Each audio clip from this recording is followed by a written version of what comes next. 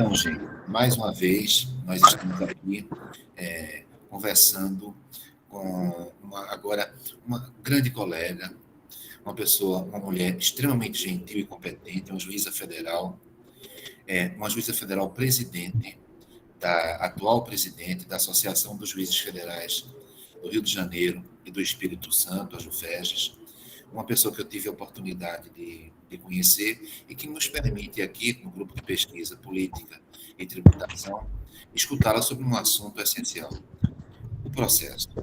O processo, normalmente nós estudamos o processo considerando as normas processuais.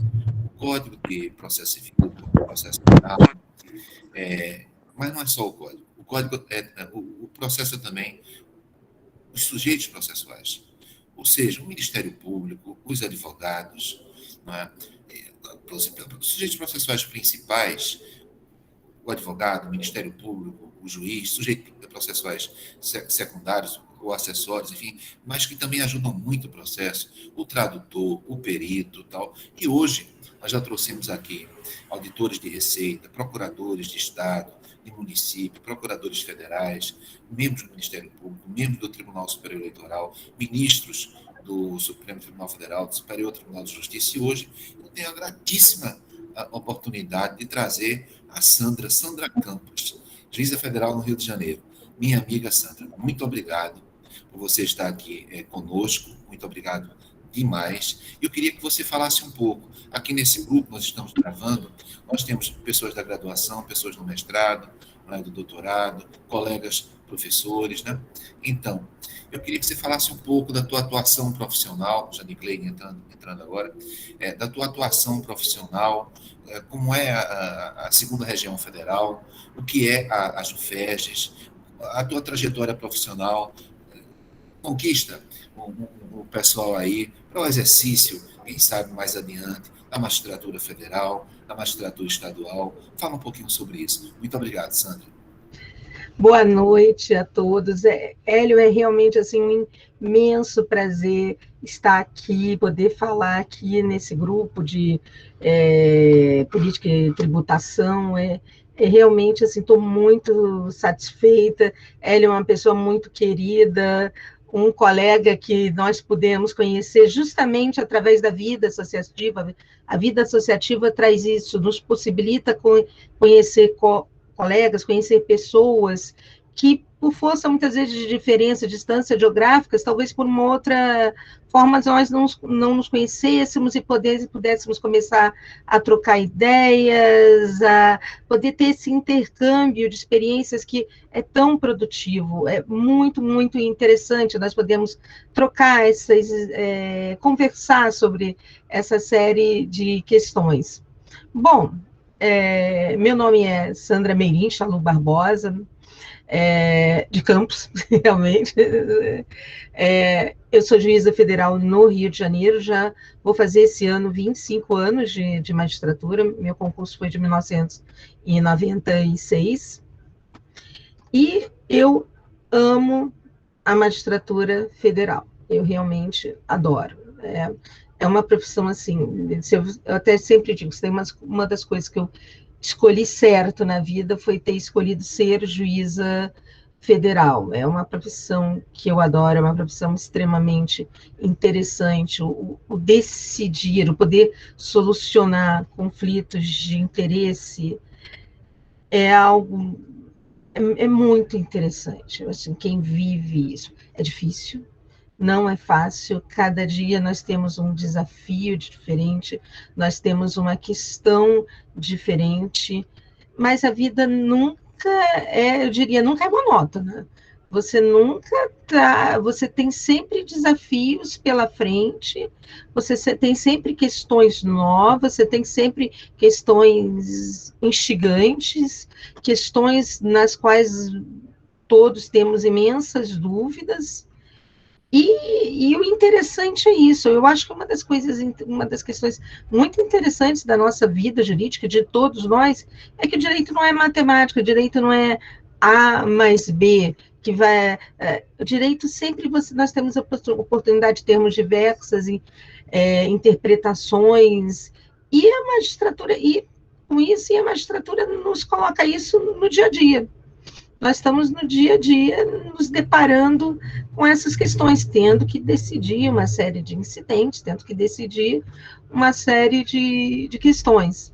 Então, é realmente uma profissão extremamente fascinante. Antes da magistratura, eu fui advogada do BNDES por 4 anos, e logo em seguida eu prestei o concurso. Eu inicialmente, inclusive, por 10 meses, eu fui da terceira região, porque eu não sei se vocês todos sabem, devem saber, a Justiça Federal é dividida em 5 regiões. A primeira região é quase que o Brasil inteiro, assim, nós temos uma série, acho que são 19 estados, contando toda a região norte, centro-oeste, Brasília, Minas, Bahia, e mais toda a região norte, toda a região centro-oeste. A segunda região, que é Rio de Janeiro e Espírito Santo. A terceira região, que é São Paulo e Mato Grosso do Sul. A quarta região, que é o Rio Grande do Sul, Paraná e Santa Catarina. E a quinta região, que vai do Ceará até Sergipe. Pega toda a região Nordeste, pega todo o Nordeste do Ceará a Sergipe. E o resto, como nós falamos antes, todos os outros estados estão na primeira região. Na época, em 1996, eu fiz concurso para a terceira região, que é São Paulo e Mato Grosso do Sul. Aí fui juíza substituta em São Paulo, capital, mas apenas por 10 meses. Depois eu pedi remoção, ainda como juíza substituta, para o Rio de Janeiro. Na época, eu fui juíza substituta criminal no Rio de Janeiro.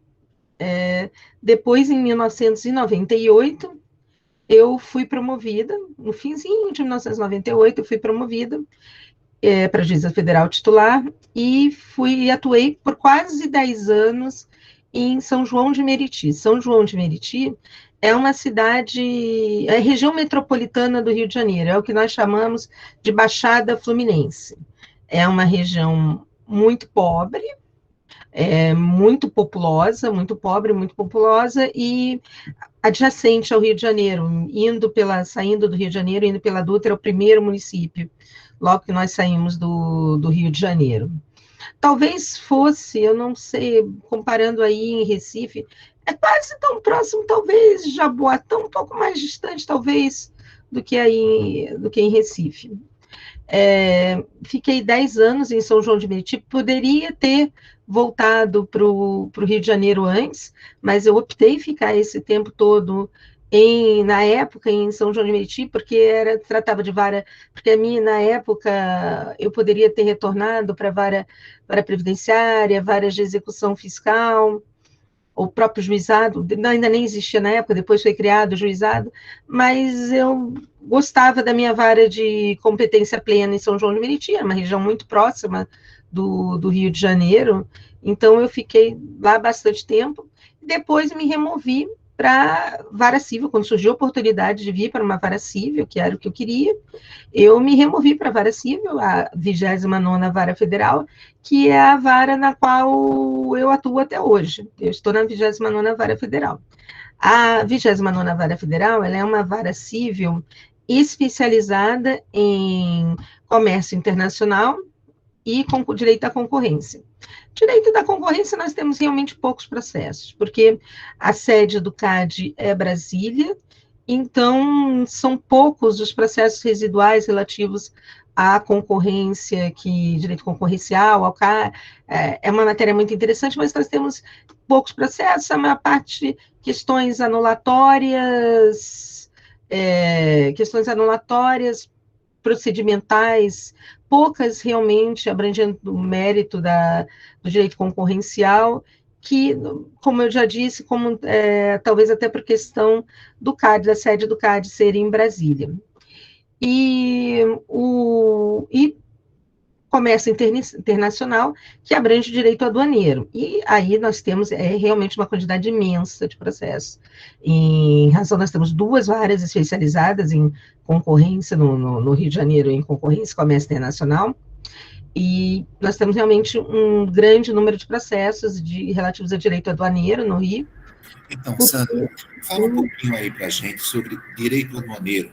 As pessoas que às vezes, no curso de graduação, algumas matérias extremamente significativas na nossa atuação profissional, nós não estudamos. Por algum motivo curricular, não estudamos. Fala um pouco sobre o que é direito aduaneiro, um direito afim a por favor, Sandra.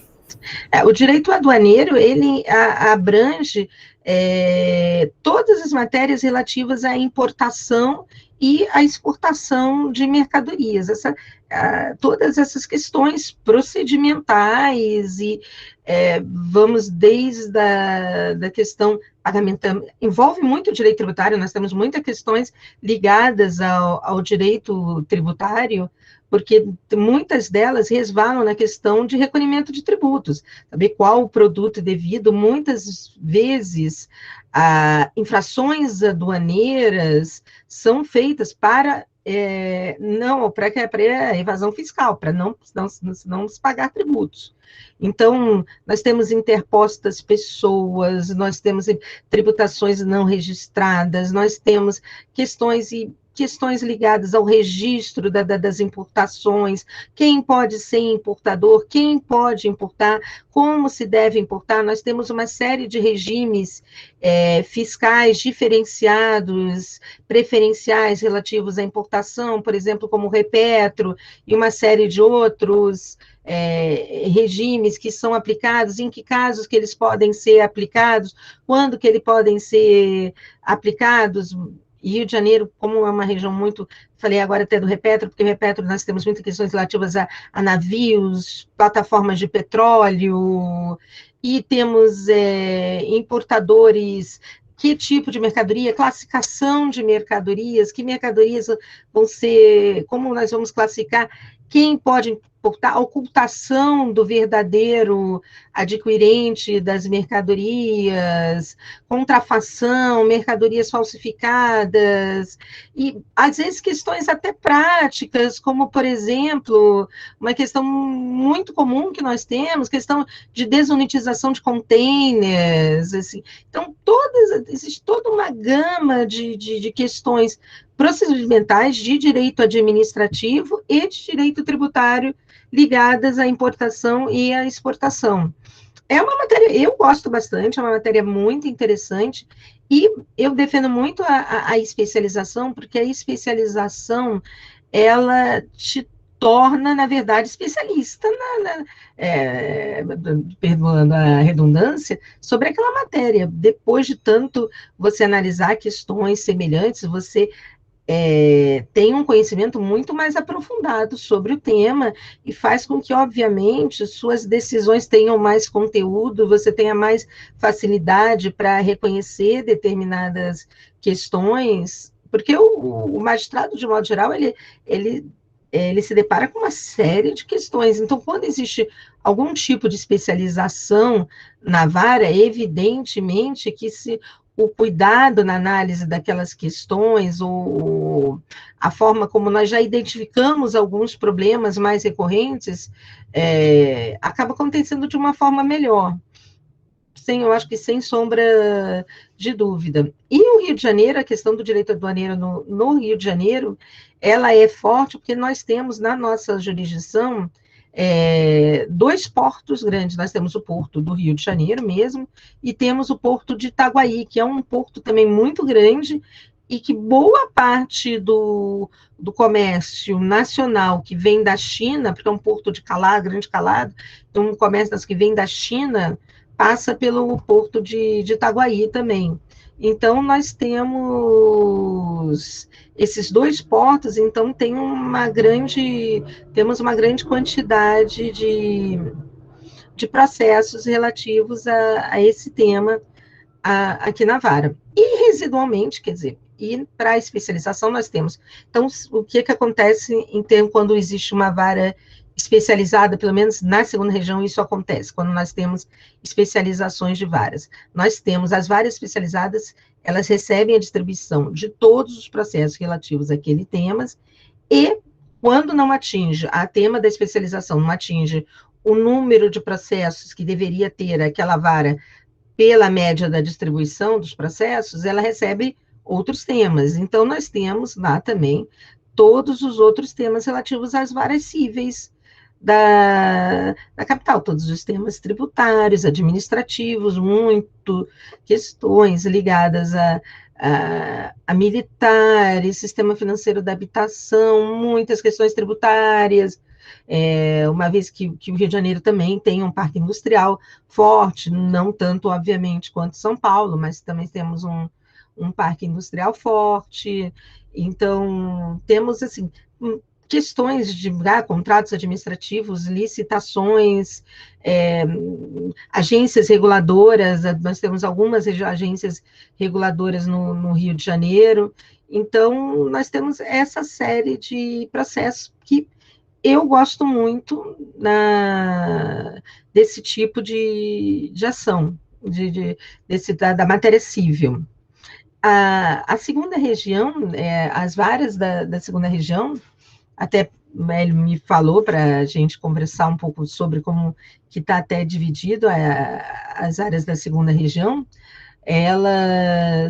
Nós temos várias especializadas, nós temos varas cíveis, nós temos várias, entre as áreas cíveis, nós temos as varas especializadas em saúde, questões relativas à saúde, nós temos as varas especializadas em improbidade administrativa, e temos as varas especializadas em questão de menores e aquela convenção da Haia.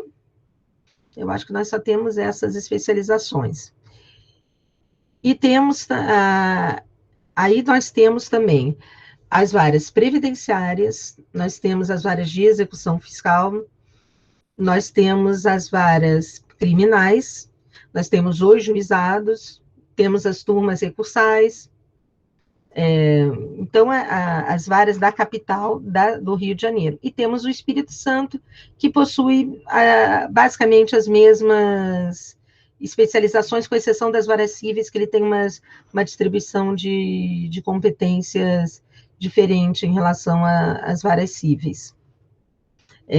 Mas voltando, aí estávamos falando até da experiência também profissional, eu também estive muitos anos convocada no Tribunal Regional Federal da segunda região, porque no Tribunal Regional Federal da segunda região, sempre, muitas vezes, substituindo desembargadores, ou então em auxílio, e muitas vezes, a maior parte das vezes, ou em turma penal e previdenciária, ou em turma tributária, porque muitos anos convocada em turma tributária também. E é isso, assim, acho que a minha experiência profissional, falando assim da minha experiência profissional, é basicamente isso. Eu sou juíza já há 25 anos e gosto muito, aquilo como eu falei, gosto muito dessa questão. E para falar um pouquinho ele falou para falar um pouquinho também da segunda região. A nossa segunda região, ela tem 2 estados, como nós falamos, talvez em dimensões territoriais seja a menor região, porque são 2 estados relativamente pequenos, mas são estados populosos, então nós temos uma população grande, então nós temos um número elevado de ações judiciais, porque apesar dos nossos estados serem territorialmente pequenos, nós temos uma população grande, nós temos o Rio de Janeiro tem um parque industrial ainda, relevante, ele foi a antiga capital federal, então nós ainda temos uma série de agências reguladoras, nós temos um grande número de militares, então a Justiça Federal do Rio de Janeiro tem um pouco essas características. É uma região muito interiorizada, como ela é pequena, ela é territorialmente pequena, então nós temos todas as cidades, assim, minimamente relevantes, possuem uma vara federal, ela é bastante interiorizada, tanto o Rio de Janeiro quanto o Espírito Santo, agora, temos uma grande concentração na capital, porque também é um estado, principalmente o Rio de Janeiro, é um estado com uma grande concentração populacional na capital e na sua região metropolitana. Eu havia falado antes até que eu fui juíza na Baixada Fluminense. Na Baixada Fluminense nós temos uma grande população também e temos um bom número de varas também na Baixada Fluminense atualmente. Atualmente nós temos varas em São João de Meriti, Duque de Caxias, Nova Iguaçu, e um número razoável de varas. Temos também Niterói, que poderia ser também quase que uma região metropolitana.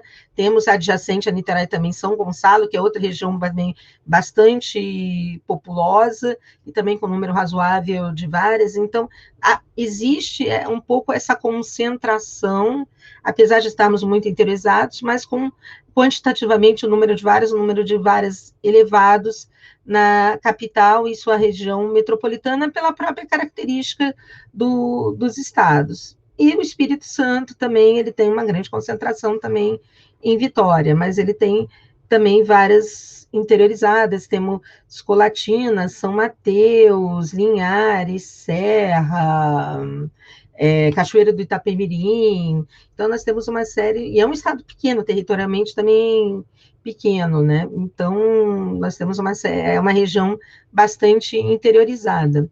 O nosso tribunal tem 27 desembargadores, é um número pequeno, que deveria ser aumentado.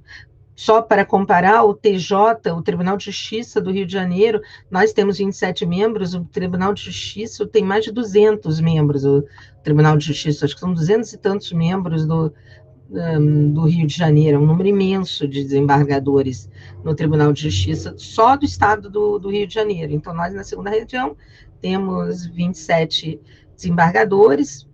As turmas do nosso tribunal também são especializadas por matéria. Nós temos as turmas penais, previdenciárias e propriedade industrial. Inclusive, o Rio de Janeiro também tem essa característica de ter um grande número de ações de propriedade industrial, porque o INPI fica no Rio de Janeiro, então, talvez seja o estado do Brasil com maior número de ações sobre propriedade industrial.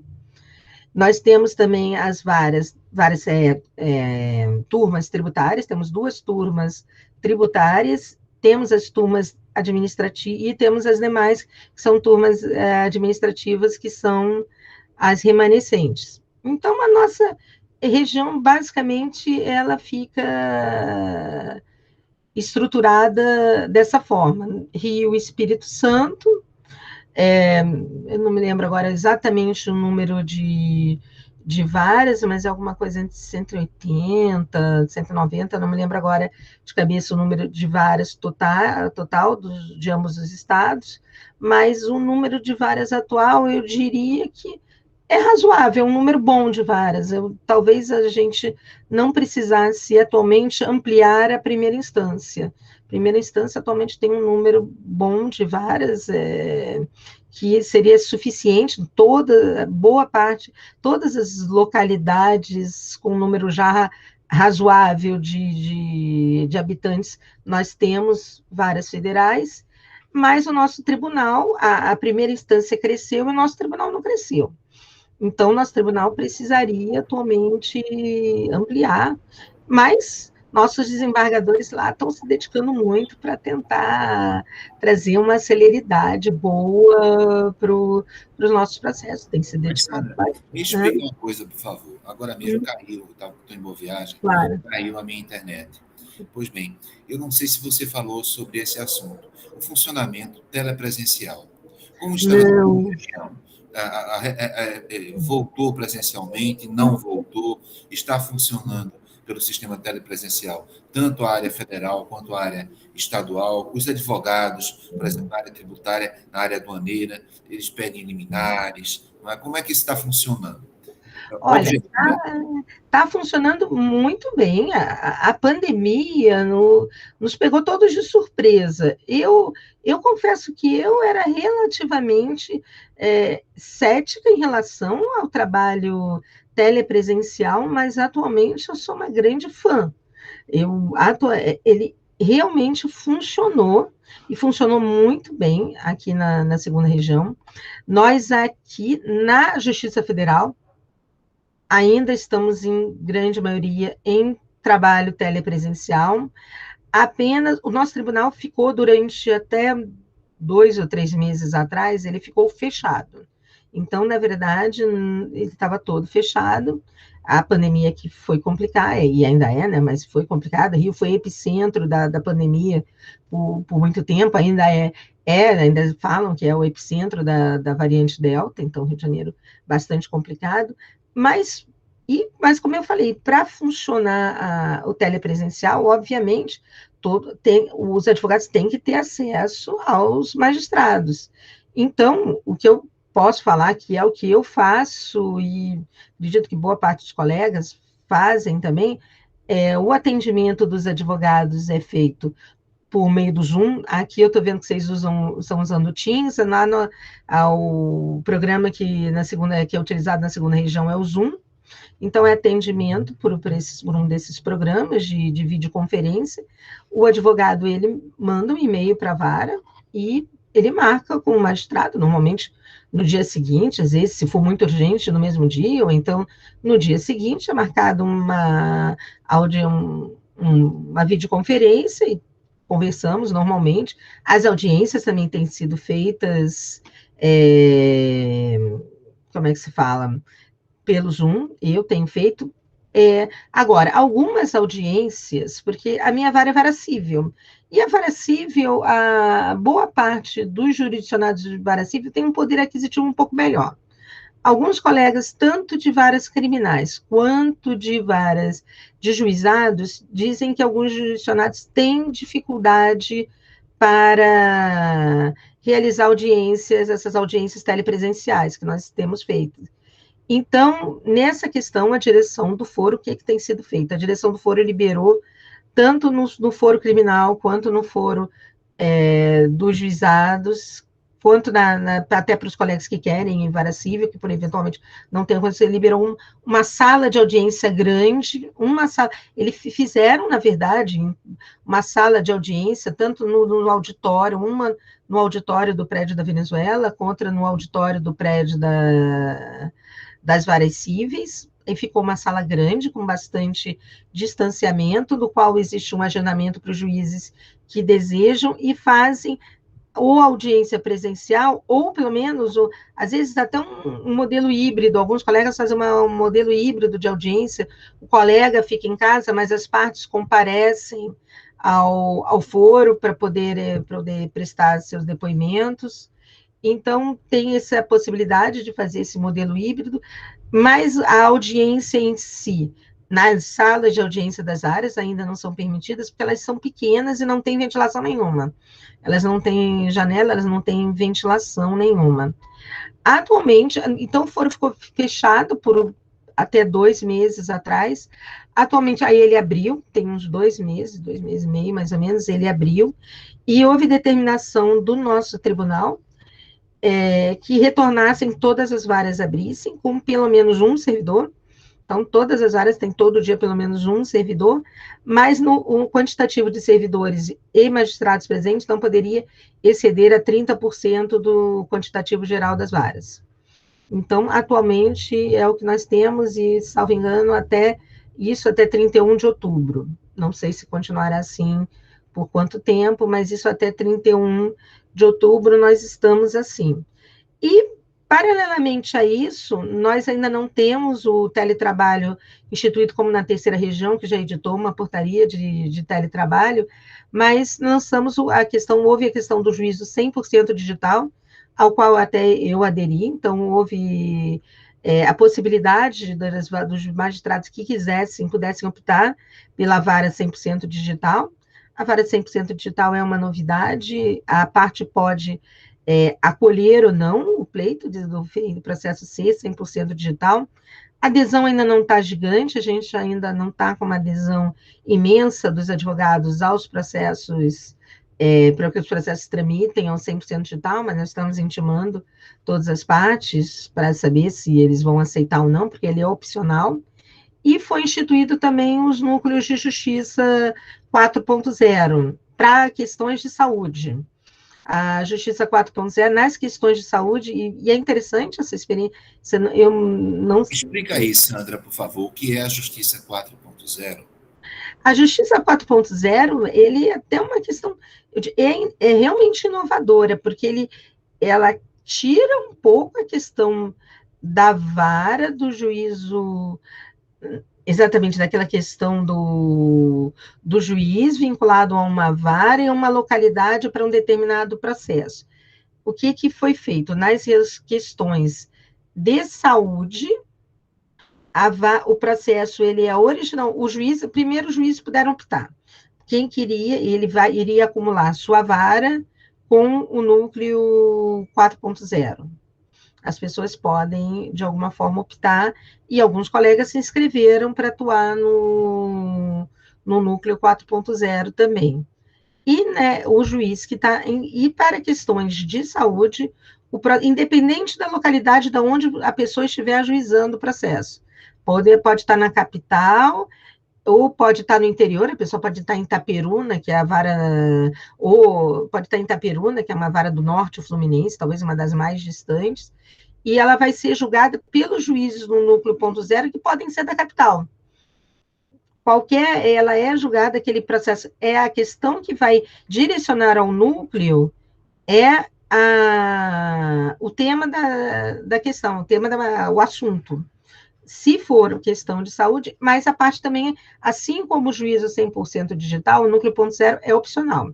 Então, a parte pode optar, quando ela juíza o processo, vai ser distribuído pelo núcleo 4.0, mas aí ela pode requerer que o processo volte a tramitar pelo juiz, por exemplo, uma parte de Itaperuna. Pode solicitar que volte a tramitar pelo juízo da vara da localidade onde foi ajuizado. A tua experiência tem sido mais ágil, digamos, o funcionamento telepresencial, com a Justiça 4.0, tem sido mais ágil com o Poder Judiciário Federal no Rio de Janeiro, no Espírito Santo, na tua experiência aí nesse período? Eu acho que tem funcionado muito bem. Eu tinha muitas dúvidas a respeito do teletrabalho, da possibilidade de engajamento de todos nós, de comunicação, da possibilidade de todos realmente considerarem o teletrabalho como trabalho, entender que no teletrabalho você tem que ter uma rotina, que você está trabalhando, que você tem um expediente a cumprir, mas funcionou muito bem. A produtividade, pelo menos na minha vara, ela aumentou. Nós temos os números, eu nem trouxe, mas a gente tem os números, aumentou de 20% a 30% a produtividade em relação ao ano anterior do trabalho presencial. E eu diria que isso se deve, basicamente, Rio de Janeiro é uma cidade grande, assim como Recife, com um trânsito muito grande, então as pessoas, eu, por exemplo, eu moro num bairro que chama Barra da Tijuca, e trabalho no centro. O trânsito, no mínimo, 1 hora, para meu deslocamento diário, às vezes, com o trânsito, pode chegar a 2 horas de trânsito. Então, a quantidade de tempo que a pessoa ganha ao trabalhar no regime de teletrabalho é imensa, é realmente muito grande. E esse tempo que a pessoa não está no trânsito, ela está trabalhando. Ela está lá se dedicando aos processos. E acontece uma coisa com o teletrabalho, muitas vezes, e que às vezes eu não... Você acaba... Já está lá trabalhando, às vezes continua trabalhando até muito mais tarde. Isso aconteceu muito comigo.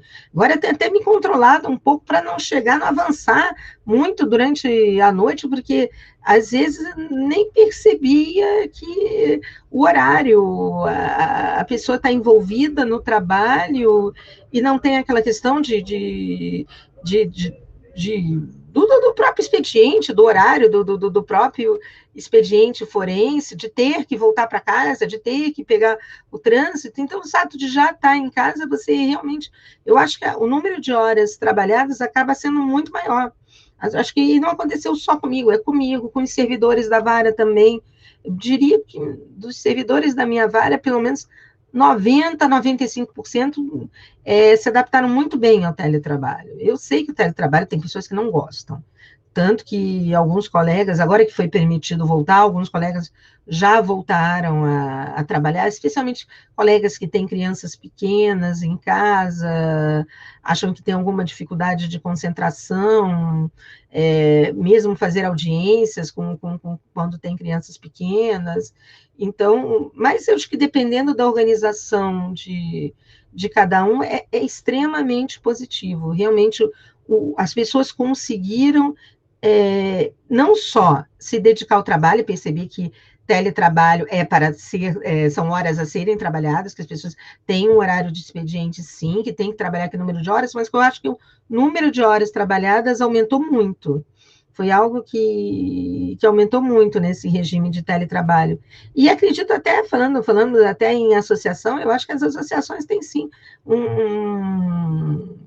um trabalho grande em relação a essa questão, para tentarmos até nacionalmente termos boas resoluções em termos de teletrabalho. É claro que eu acho que alguns atos, assim, sempre poderão, assim, principalmente terminando a pandemia, podendo se fazer, talvez algumas audiências sejam melhores, seja positivo que sejam realizadas realmente presencialmente, se for o caso, talvez algumas questões, mas acredito que grande parte das questões podem sim ser resolvidas telepresencialmente. Então, aí nós chegamos a um ponto central, né? Porque eu falei que a justiça era nacional. É um poder judiciário nacional, mas ao mesmo tempo eu falei que o poder judiciário tem lá a justiça estadual. Você falou sobre a justiça estadual do Rio de Janeiro, são 26 estados, o Distrito Federal. Existe a Justiça Federal Comum, onde eu e a Sandra atuamos. Não é? Existe a Justiça Federal especializada, militar, eleitoral, trabalhista. Mas também, e exatamente em razão disso, existem as associações. Não é? Eu acredito que algumas pessoas que estejam aqui queiram seguir carreira universitária, carreira acadêmica, estão fazendo mestrado, estão fazendo doutorado, então é muito possível que queiram ser pesquisadores, professores. Mas eu também acho possível, né, Sandra, que algumas pessoas que estejam aqui queiram exercer a carreira de Ministério Público. Eu tenho chamado o pessoal do Ministério Público estadual, federal, que queiram ser procuradores federais, estaduais, mas também queiram ser magistrados. Explica um pouco como é que as associações de magistrado funcionam no Brasil, por favor, Sandra. Claro. No Brasil, nós temos a grande associação de magistrados, a primeira, pioneira, que foi criada ainda na década de 40, que é a Associação dos Magistrados do Brasil, dos quais, em princípio, todos os magistrados brasileiros podem ser associados. Foi a primeira, a pioneira, mas verificou-se que uma associação só, ela não poderia cuidar de todos os assuntos relativos a todos os ramos do direito, até porque nós somos muito diferentes. Aquilo que nós estávamos falando agora do Hélio, nós temos vários ramos da justiça, várias regiões, e com as justiças, e cada um desses ramos tem problemas só seus, problemas peculiares.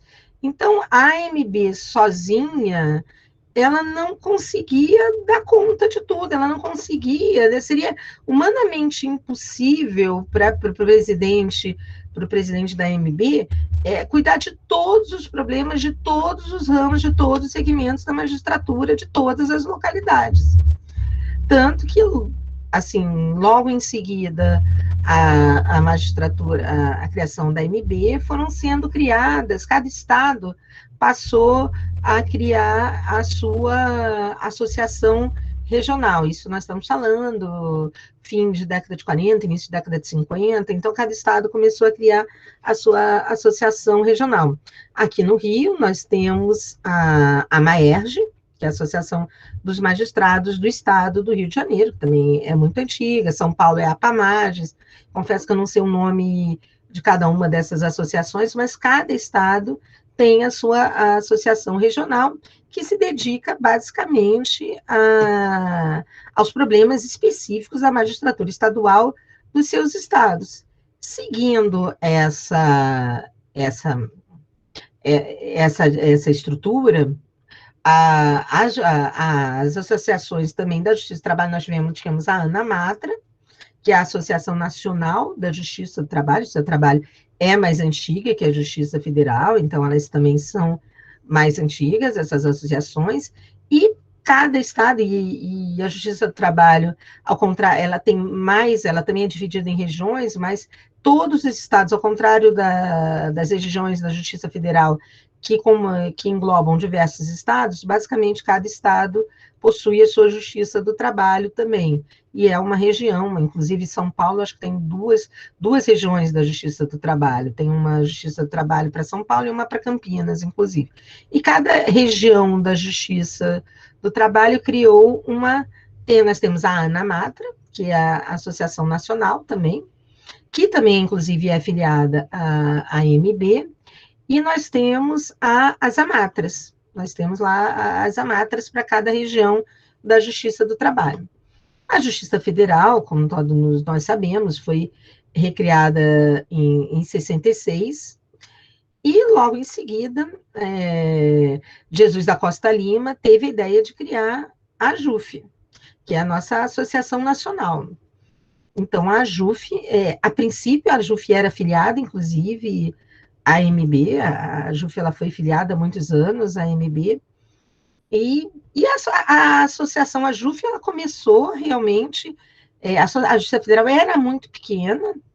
O meu pai foi juiz federal também, foi desembargador federal, então eu, de certa forma, não como magistrada, mas eu vivi um pouquinho dessa Justiça Federal pequenininha. Eram pouquíssimos magistrados federais. Meu pai, inclusive, eu morei em Recife e meu pai foi juiz aí, em Recife. Na época tinham 3 áreas federais em Recife, na verdade, quando eu era criança. Então, eram só 3 áreas federais. No Rio de Janeiro, acho que eram 7 ou 8, uma coisa assim, ou 5, não me lembro.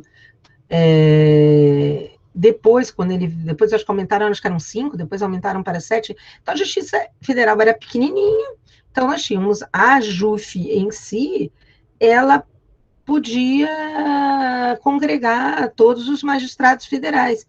E desde o início, e eu pude presenciar isso exatamente até por ser filha de magistrado, né? Desde o início, a JUF era esse elemento agregador dos magistrados. Ela sempre foi esse elemento onde eles se reuniam, onde eles debatiam temas, onde eles se encontravam, onde eles conversavam, onde trazia esse caráter nacional da magistratura, onde nós víamos esse canal nacional da magistratura.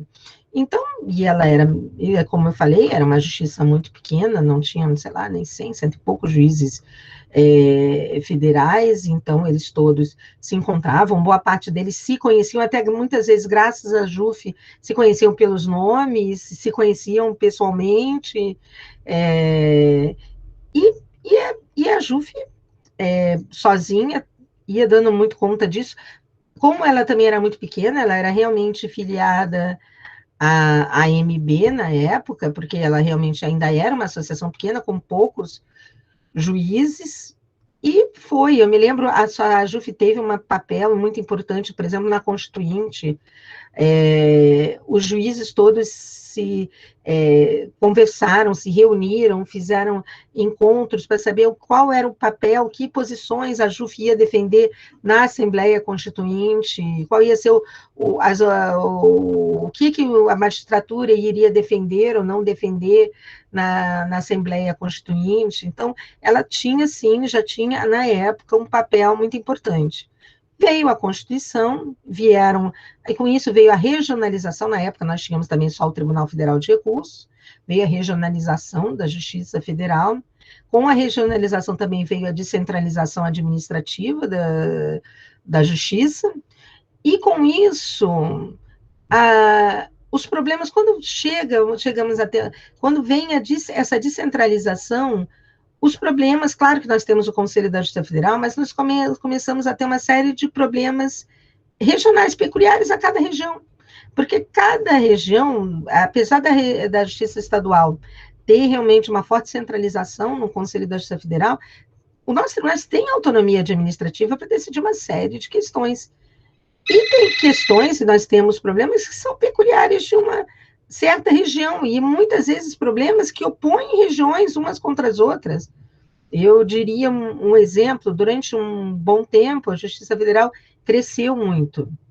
E quando cresceu muito, vinham varas, por exemplo, projeto de criação, ampliação da justiça, número de varas, para que vara viriam as regiões meio que disputavam que para onde iriam as varas. Seria vara para a segunda região, para a terceira, para a quarta, para a quinta?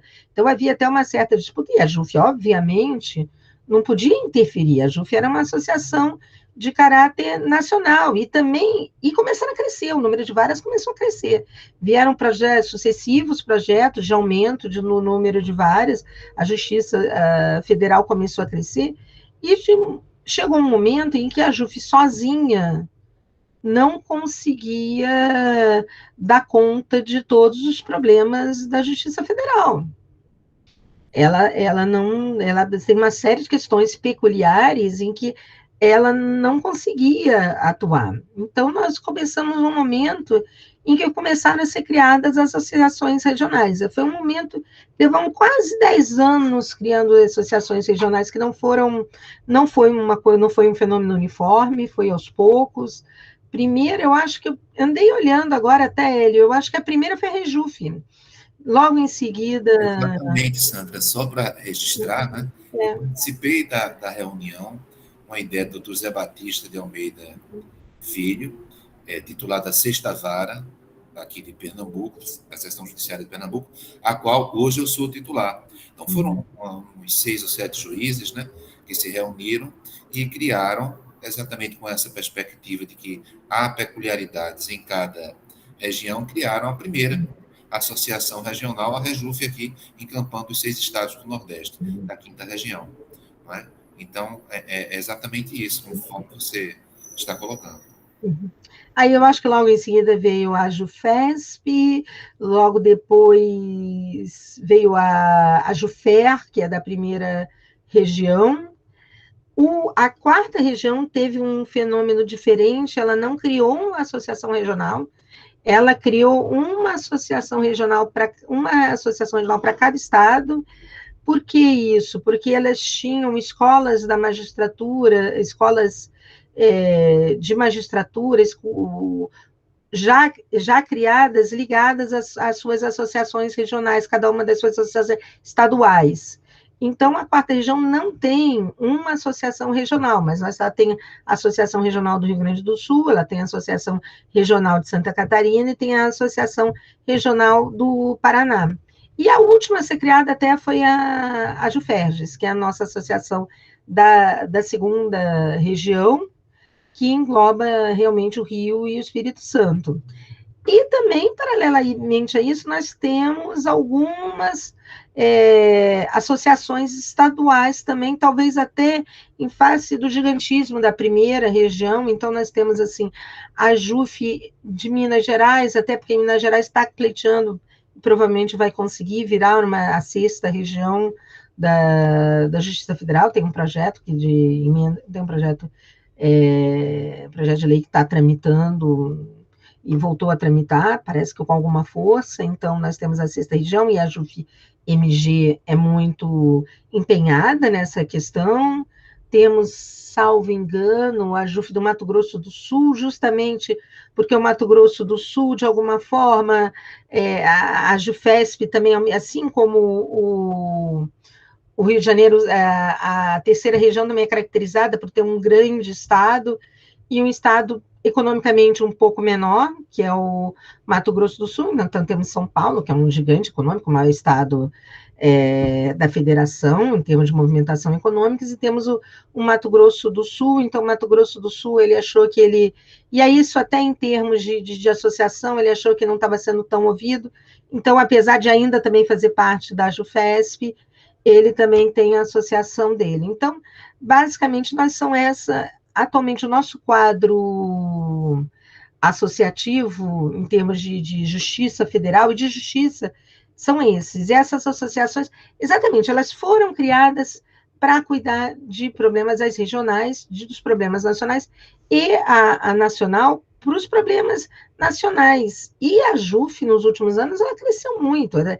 Nós vimos, eu e Hélio vimos a JUF crescer, na verdade, de uma associação de magistrados relativamente pequena, ela cresceu muito. Tanto que, salvo engano, na gestão do desembargador Fernando Torinho Neto, ela optou por sair da MB, porque ela entendia que ela tinha uma força pequena na MB, porque a JUF acabava tendo talvez um papel igual a das ANAMATRAs, qual a de qualquer uma das associações estaduais, de magistrados estaduais.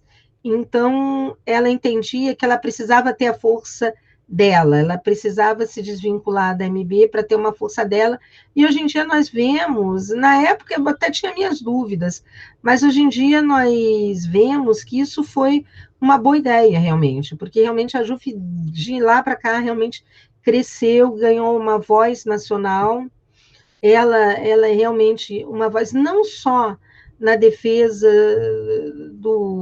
dos interesses da magistratura, mas na defesa do Estado de Direito, na defesa do Poder Judiciário, como um todo, a JUF vem se destacando nessa posição.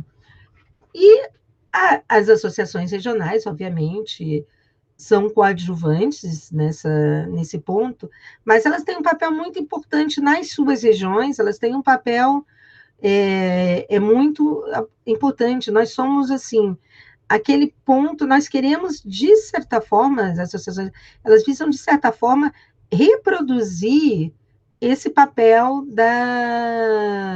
da JUF, mas, obviamente, em termos regionais. Nós somos, obviamente, uma associação de magistrados que objetiva em defender o interesse dos magistrados, da magistratura. Temos uma série de problemas locais relativos à magistratura, do qual nós atuamos, estaremos lá para atuar, nós estamos lá. Nós temos, por exemplo, dois escritórios de advocacia conveniados, dos quais, se por acaso algum magistrado tem algum problema administrativo, alguma sindicância, nós auxiliamos o magistrado, e também nós queremos ser aquele lugar de acolhimento, aquele lugar da troca de ideias, aquele lugar do debate, aquele lugar onde nós podemos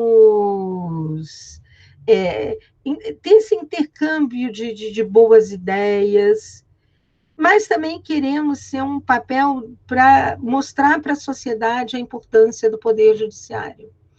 Nós queremos mostrar o que somos, o que fazemos, explicar para a sociedade o que fazemos. Por exemplo, aqui já falando da JUFERJ, nós fizemos, por exemplo, um seminário para jornalistas, só para jornalistas, para explicar o que é o Poder Judiciário, como nós trabalhamos, como nós atuamos, o que explicamos para vários jornalistas, montamos até inclusive uma cartilha mostrando com principais termos, muito bem feita. O colega Frederico fez uma cartilha excelente, explicando os principais temas, o que é ação, o que é jurisdição, o que é processo, o que é justiça, o que é liminar, o que é uma tutela, uns temas básicos, que muito bem feita para explicar para os jornalistas. Nós temos feito uma série de podcasts explicando, tentando debater alguns temas com a sociedade, fizemos lives também, estamos tentando incrementar nosso site do Instagram e Facebook, nossas redes sociais, para justamente tentar debater com a sociedade, nos abrir para a sociedade, para tentar debater o Poder Judiciário. Vamos pensar o judiciário, o papel do juiz, o que faz o juiz, como é que ele trabalha, o que nós todos fazemos, que nós somos, hoje, o Poder Judiciário é um grande desconhecido. A verdade é essa, nós somos... as pessoas não têm... mesmo quem, muitas vezes... advogados e outros atores do processo... Essa cartilha, Sandra, essa Entende? cartilha a qual você referenciou, nós estamos aqui com o pessoal do mestrado, mas, sobretudo, com a graduação. Isso está sendo gravado.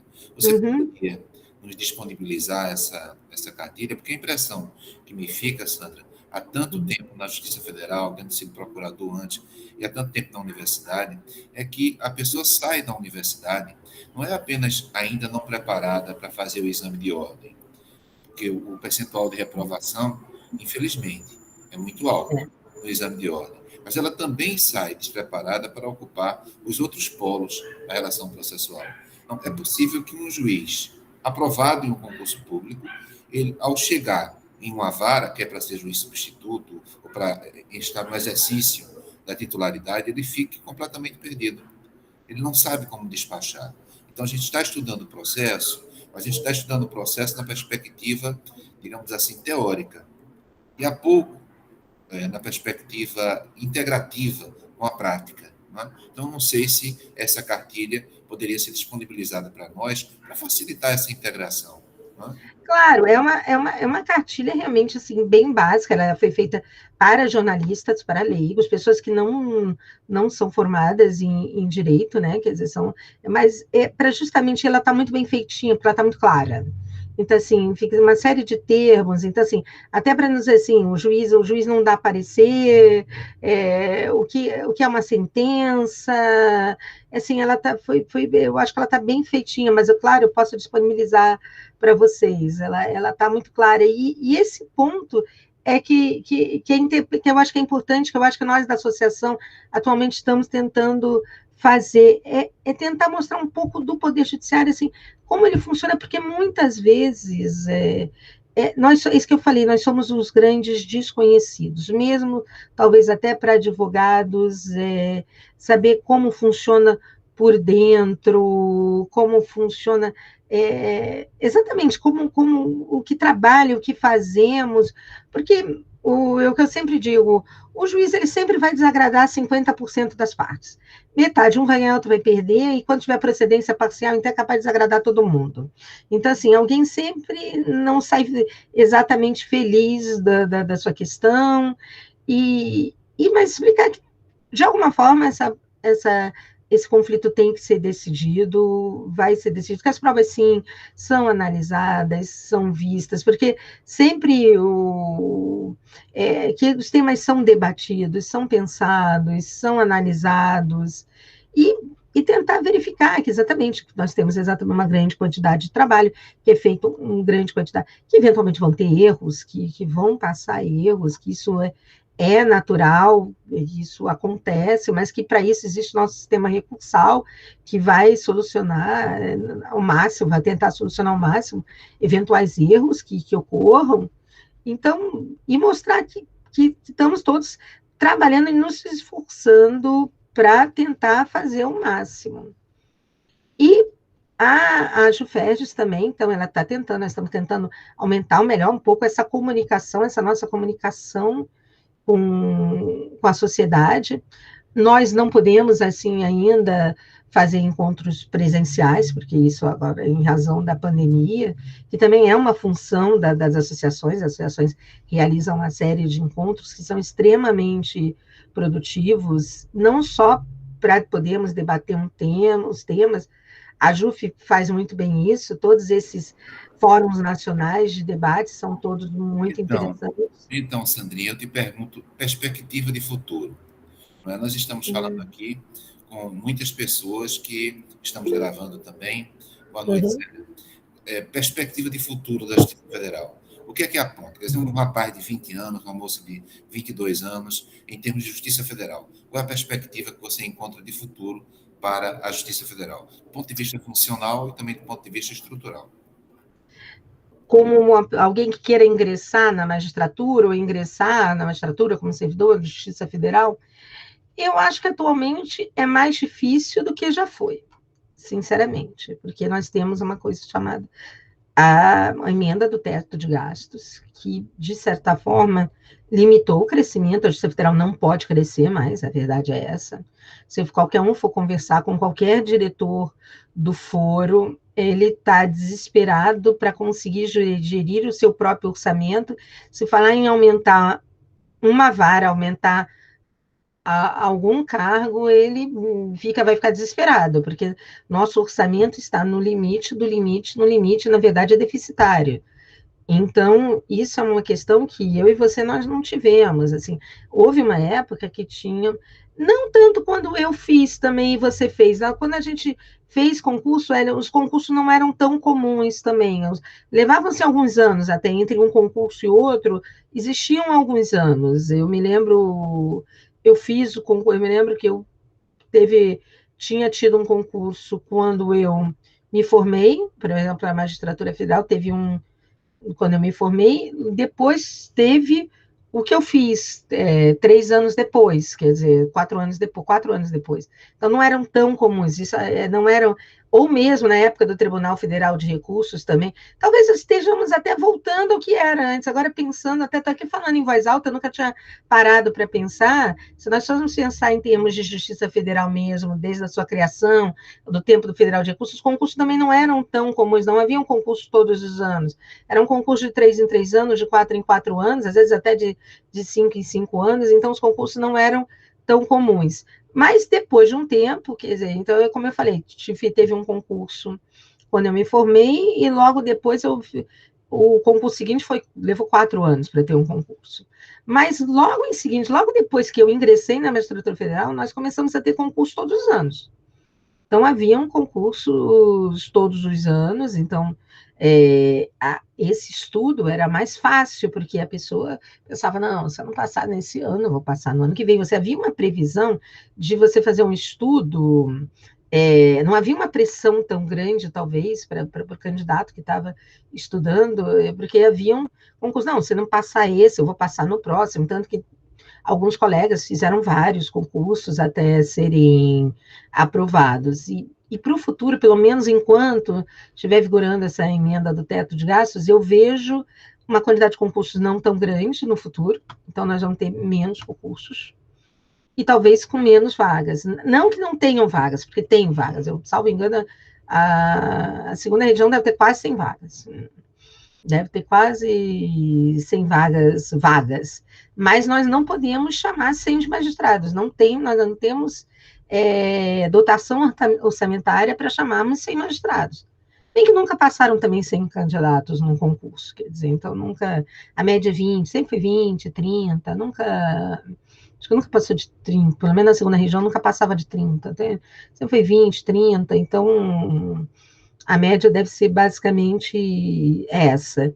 Então, sim, eu acho que vai ser mais difícil, vai ser a carga, digamos, emocional de quem vai fazer um concurso vai ser maior, porque você, de certa forma, ou vai ser aprovado, o próximo vai ser, ninguém vai saber quando vamos ter o próximo concurso seguinte, ou então a pessoa vai, talvez, fazer em outra região também tem isso, nós temos 5 regiões, então talvez a pessoa tenha que, talvez, quem vai optar por concurso público tenha uma certa flexibilidade até de carreiras. Eu só queria fazer magistratura federal, por exemplo. Eu não queria ser juíza do trabalho, eu não queria ser juíza estadual. Eu queria fazer magistratura federal e, no máximo, o MP federal. Talvez ter não sei, é o tipo de matéria que eu gosto. Eu não me via, eu não era tão afeita às matérias da justiça estadual, e até hoje, assim, eu confesso que não me vejo sendo juíza de família ou juíza de sucessão, quer dizer, são um tipo de matérias do qual eu nunca me identificava tanto. Sempre gostei de direito tributário, direito administrativo, então também não me via tanto na justiça do trabalho, então eu tinha realmente uma preferência grande, desde a época da faculdade, pela Justiça Federal. Então, tanto que antes, e eu, mesmo a minha advocacia, que eu fui advogada do BNDES, era vinculada à Justiça Federal. Então, assim, eu vejo, assim, menos concursos, tanto não só na magistratura, como outras carreiras, advocacia da União, defensorias, Ministério Público, nós vamos ter menos concursos, mas sim, eu acho, continuo achando que é uma carreira muito interessante, eu acho que sempre teremos necessidade de magistrados, a vida, os conflitos de, ah, os conflitos de interesse não vão terminar nunca, na verdade. A questão é essa: o mundo vai mudar, podemos ter um mundo muito de mas os conflitos vão se mudar. Esse tipo de conflito vai se mudar, mas eles vão continuar. Então, eu vejo, sim, a necessidade da magistratura, ela vai continuar presente, então, vai sim, e é uma carreira extremamente interessante. Assim, eu ainda vejo como uma carreira interessante, que merece ser seguida, mas sabendo que talvez nós não tenhamos mais tantos concursos como nós tínhamos antigamente. Não é isso? Bom, Sandra, olha, muito obrigado. Eu acho que foi muito esclarecedor, né? A gente entender como funciona o Poder Judiciário, né? Como funciona mais especialmente a Justiça Federal, esse ressurgimento em 66, né? Uma justiça que surgiu até um pouco antes da primeira Constituição Republicana, né? Por decreto, mas que parou no período Vargas, deixou de existir e retornou através de uma atitude institucional, mas que, mesmo assim, vem assumindo uma postura muito importante para a consolidação do Estado de Direito no Brasil. Então, quero te agradecer demais, Sandra, por você ter aceito o convite, né? E dar uma palavra final nesse evento, né? Para quem está nos assistindo, porque, convenha, é muito importante o momento histórico que nós estamos passando de pandemia, não é? Então, ter a possibilidade de conversar telepresencialmente dentro de uma turma é algo que normalmente não ocorria no Brasil. E isso fez com que nós avançássemos um pouco, não é? Tendo a possibilidade de a Sandra no Rio de Janeiro, a gente aqui em Recife, conversando como, digamos assim, como conversamos há pouco, sem precisar de despesas de viagem, de avião, despesas de hotel, que a gente efetivamente não tinha condições, a gente tem condição de conversar assim. Então, Sandra, dá uma palavra assim de estímulo para o pessoal que está nos assistindo. Olha, eu gostaria mais uma vez de dizer, olha, eu acho que quem quiser optar pela carreira da magistratura federal, eu incentivo muito, porque é uma carreira extrema. Claro, temos todas as nossas dificuldades. Se você encontrar os juízes federais, eles vão reclamar o tempo todo, mas se for perguntar para ele se ele gosta daquilo que ele faz, eu diria que a grande maioria gosta, está satisfeito, que não gostaria de trocar de profissão, que está muito satisfeito com a sua profissão. E até nessa questão, e falando dos concursos, nossos concursos, sim, são difíceis, mas é tudo muito factível, é uma questão de perseverança, é uma questão de estudo, e a Juferges, inclusive, ela está lançando agora, ela já lançou a EJuFerges, que é a Escola da Justiça Federal do Rio de Janeiro e do Espírito Santo. Nós começamos com um curso gratuito, na verdade, houve um interesse em parceria, inclusive, com a EducaAfro, nós fizemos, foi uma experiência extremamente interessante, porque nossos colegas, assim, entre os melhores professores de cursinho do Rio de Janeiro, eles se dispuseram a dar aula gratuitamente para alunos carentes com renda até 3 salários mínimos. Houve até, inclusive, uma seleção, houve um número de candidatos bastante expressivo, que nós divulgamos até nacionalmente na época, né? Nós tentamos, eu divulguei pelo menos pela rede social, não havia necessidade. Exatamente, a facilidade do ensino à distância. Nós podemos ter candidatos a esse cursinho, histórias de vidas muito bonitas, então nós estamos também com esse trabalho de nos aproximar da sociedade, de nos integrarmos da sociedade. Diversos colegas se dispuseram realmente a fazer esse trabalho interessante, gratuito. A Rosângela está perguntando, talvez tenha sido... A Rosângela acho que está em São Paulo. Ela está demonstrando interesse. Como é que ela conheceria melhor isso? Olha, o nome do curso, que desse curso ele se chama, né, Magistratura plural, mas ele estava vinculado, na época a gente ainda não tinha, quando lançamos o edital ainda não tínhamos a escola da EJUFERJ, mas ele vai estar vinculado à EJUFERJ, que nós estamos lançando o site, mas pode até ver no nosso Instagram, @Juferges, nós temos lá, e nós explicamos ele também no nosso canal do YouTube, nós estamos no canal do YouTube, @Juferges, aliás, a Juferges Oficial, na verdade, a Juferges Oficial, porque nós tínhamos um canal anterior, na verdade, explicando que, na verdade, a diretoria anterior perdeu a senha, então, na verdade, nós tivemos que criar um novo canal, então é a Juferges Oficial. Então, nós, inclusive, fizemos uma live com o nosso diretor da escola, o Paulo César, ele explicou como funcionava, como funciona e está funcionando esse curso. E a EJUFERJ vai lançar também um curso preparatório do início do ano que vem, que vai servir também como pós-graduação, graduação lato sensu, e nós estamos lançando também no ano que vem essa pós-graduação, justamente para esse lado de preparação para o concurso, porque essa preparação é sim, eu até digo, ela vai ser cada vez um pouco mais difícil, mas difícil não é, na verdade, fácil nunca foi também, vamos ser sinceros, e talvez nós estejamos, nós simplesmente passamos a fase da expansão da Justiça Federal, ela chegou a um tamanho razoável, ela teve uma fase de expansão, ela era pequena, ela teve uma fase de expansão,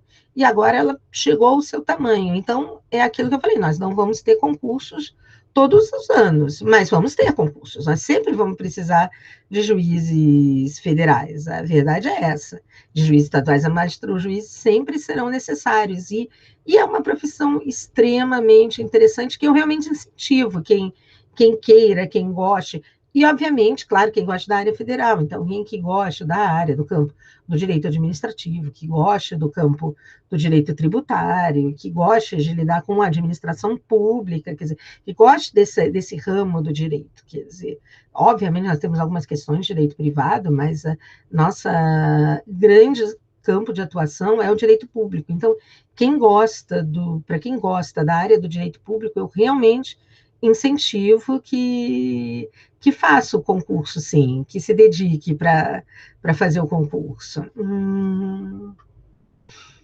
Então, Sandra, eu quero te agradecer. A gente vai paralisar agora a gravação e logo depois olha, a Cristina está te elogiando, excelente explanação, Sandra, que legal. Então, obrigada. Vou parar agora a gravação, mas aí eu volto. Só vou parar agora a gravação. Claro. Obrigado, Sandra. E vamos